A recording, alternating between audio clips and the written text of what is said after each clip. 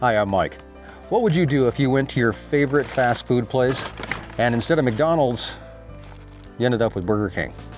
Well, that's the old switcheroo, and somebody is playing it on you with the beef that you buy at your local grocery store. Today, we take an important in-depth look at where your beef comes from on our Wyoming Life.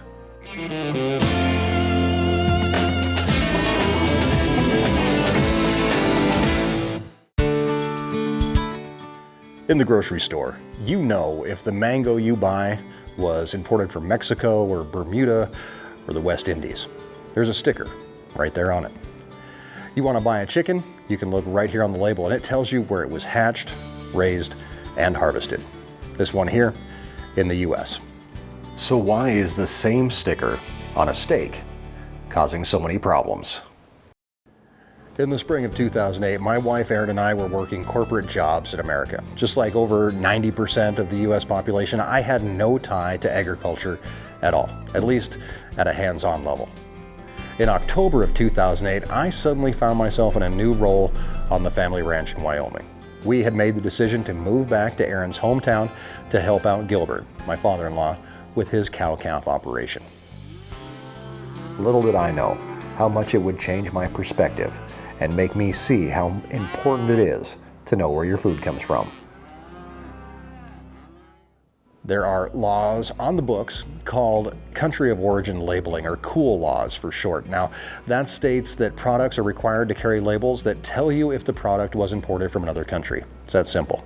The U.S. Department of Agriculture's own statement says that the program is neither a food safety or traceability program, but rather a consumer information program. COOL provides information that consumers have a right to know before making a purchase. But what about beef? For some reason, beef is exempt from COOL laws. That means as a consumer, if I go to the store, there's no legal obligation to tell me where my steak or hamburger came from. The only way that I would know is if a producer chooses to label it, which some do, but a lot don't. The big question is why? Why is beef exempt from a law that covers chicken, clothing, electronics, fish, and dang near anything you can buy online or in person? To get started, let's take a look at the law. COOL was first established in 1930 as part of the Tariff Act. It stated simply that every article of foreign origin imported into the U.S. shall be marked with its country of origin. Over time, COOL as it applies to meat has changed and now states that beef is required to bear a label denoting the foreign country of origin of the beef all the way to the consumer. Unless, of course, the beef undergoes a substantial transformation in the United States. That last part, the undergoing of a substantial transformation, has led to a series of changes in the law. A substantial transformation is often taking a finished animal from another country and immediately butchering it and packaging it for sale in the U.S., often with it barely have even breathed American air or touched American soil. Since 2015, with a rule by the World Trade Organization, Congress revised COOL laws, and the U.S. Department of Agriculture announced that it would no longer enforce labeling laws on beef, pork, and turkey products. The USDA argued that any beef imported into the U.S. is a product of the U.S., even if it was born and raised in a different country, as long as that country has the food safety standards similar to that of the U.S. But here's the truth. Beef that carries a product of the USA label on it doesn't mean that beef was raised in the States. All the slaughterhouse has to do is import the beef from abroad, run it through a USDA inspected facility, package it, and slap a sticker on it. As both a consumer and a producer of meat being sold locally and into the big machine of the industrial meat packing, it's hard to be unbiased. That's the truth. But I also come from a background where I really didn't care where my beef came from, and I can honestly say that before COOL laws changed in 2015, I never did look at the label that said where it was born, raised, or butchered, or whatever. But that might be what gives me a unique advantage also. Of course, if you don't agree with me, then that's really okay too. Even if people are disagreeing with you, by the way, at least they're thinking about a topic that you're worried about as well. U.S. ranchers We're hoping that a revised NAFTA agreement last year would help require cool labels on beef. That didn't happen. And the failure to require labels on beef continues to hurt the cattle industry. Consumer awareness is also continuing to grow in the U.S. More people are now thinking about how and where their food is grown and raised. Just look at the GMO debate for proof of that. But still, our government and the USDA thinks that you don't need to know where your beef and pork is coming from. I think to really understand why, all you have to do is follow the dollar. Look at the politics. There are just over 1 million farms and ranches in the U.S. that sell and raise cattle. These are mostly still family-owned farms. These ranchers then sell their cattle into a program that's controlled by huge companies. In fact, 80% of U.S. finished beef comes from just 4 of these companies. Sounds crazy, right? The leading cattle slaughtering and processing companies in the U.S.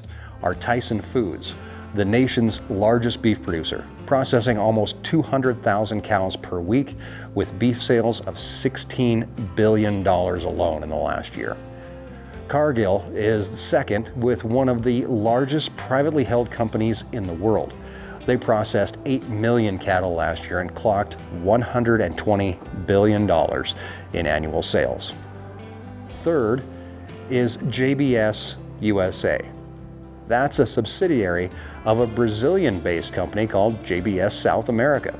They're the largest beef packer in the world and operate 9 processing plants across the Midwest. And rounding out the list at 4th is National Beef. Now, they have a market share of only 13%. In fact, JBS actually tried to buy them out in 2009. To believe that these 4 companies have no say in how beef is bought and sold in the U.S. would be completely naive. Lobbyists for corporate meat packers have argued that all beef is the same, regardless of where it was born and raised, ignoring environmental, production, and food safety standards. It's also been said that if consumers wanted country of origin labeling, marketplaces would voluntarily add them. Of course, the label "Product of the USA" is meaningless if anybody can add it. A USDA inspection label also is often mistaken as a label of a U.S. product.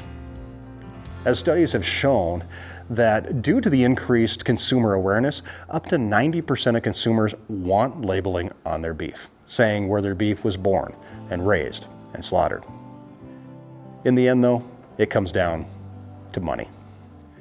Claims have been made saying that country of origin labeling actually hurts U.S. producers of cattle by driving up costs in the beef supply chain. Now, that's untrue. As from 2013 to 2015, country of origin labeling was implemented, and American cattle producers received historically high prices for those years. Since 2015, beef imports have equaled over $6.2 billion per year to foreign ranchers. The label that they can gain by shipping cattle to the U.S. for processing assures them a higher price than they can get by selling it locally, but it also has an effect on their environment and the entire world. Over 100 million acres of the Amazon have been deforested in Brazil, the #1 exporter of beef to the U.S., to make way for pasture for the product of USA beef. I believe that when Americans buy product of the USA beef, that label assures them not only of the quality of the product that they're feeding to their families, but also the want for consumers to support their neighbors and hardworking American ranchers and farmers. The product of the USA tag tells them that they're doing that, although in reality, it's only hurting the American producer.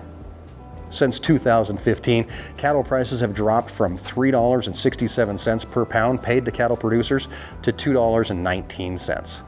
In just our simple little operation here of about 150 cows, that difference accounts for an average loss of about $600 per calf, or $90,000 per year in income that would continue to support the ranch and keep the ranch going for future generations.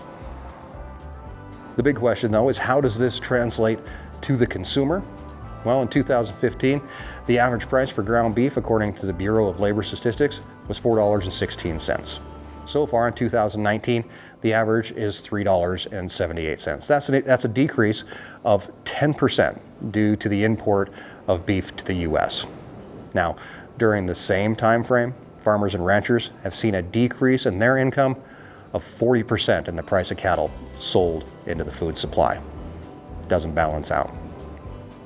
As grass-fed beef also becomes more common in your grocery store, don't think that it's immune to these issues as well. 75% of the grass-fed beef consumed in America comes from Australia, New Zealand, or Uruguay, and is labeled as product of the USA. U.S. cattle producers are going to continue to fight to get COOL reinstated. So are we. It will support America's rural economy. It'll reduce market manipulation, create competition in the beef market, and put a stop to deceiving consumers. For us, it's a battle that we'll fight until we succeed, and you can help. Whether you're a producer or a consumer, no matter if you make the food or just enjoy it, you have a role to play. Share this video, share this message, I don't care, make your own video, put a note on Facebook or your blog or post, or just make it a discussion with your friends and family. There's a place for imported beef in the U.S. Import, export, and trade is important to our economy, but all I ask is that we stop misleading American people, that we stop blaming American cattle producers for environmental disasters when it's lobbyists and those policies that are causing countries to destroy rainforests to supply them with what they call USA-produced beef. I care about the world, I care about America, and those that live here. And I want everybody to be able to make a choice about the beef they buy. After all, isn't that what a democracy is all about? Think back, maybe, if you're old enough, to those Wendy's commercials from the 80s. Where's the beef? Well, now today, maybe it should be, where's the beef from? And when in doubt, shop local. Find a local producer in your area or within driving distance. Buy what you can and know for sure where a few steaks or a couple of pounds of hamburger really came from. Thanks for coming along today. Please comment below. Let me know if you want to be lied about where your beef comes from, or if you just rather the industry be honest and let you make your own choice. Until next time, have a great week, and thanks for joining us in our Wyoming Life.